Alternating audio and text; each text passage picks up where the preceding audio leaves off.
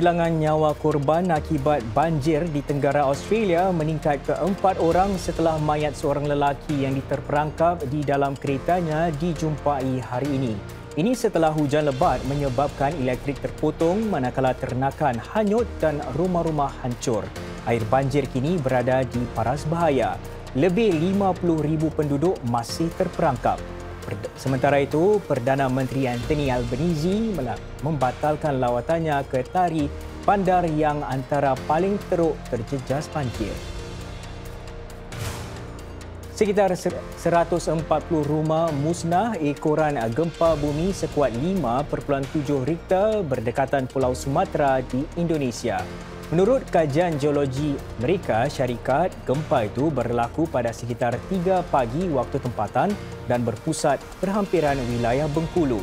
Tiada kematian maupun kecederaan dilaporkan sejauh ini.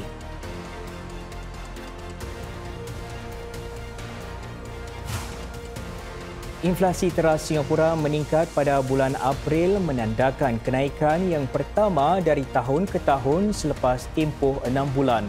Inflasi teras yang tidak termasuk pengangkutan privat dan penginapan naik kepada 0.7% pada April, lebih tinggi berbanding 0.5% yang dicatatkan pada Mac. Kenaikan itu dipacu oleh inflasi lebih tinggi dalam perkhidmatan dan makanan yang lebih daripada mengimbangi inflasi runcit dan barangan lain yang lebih rendah.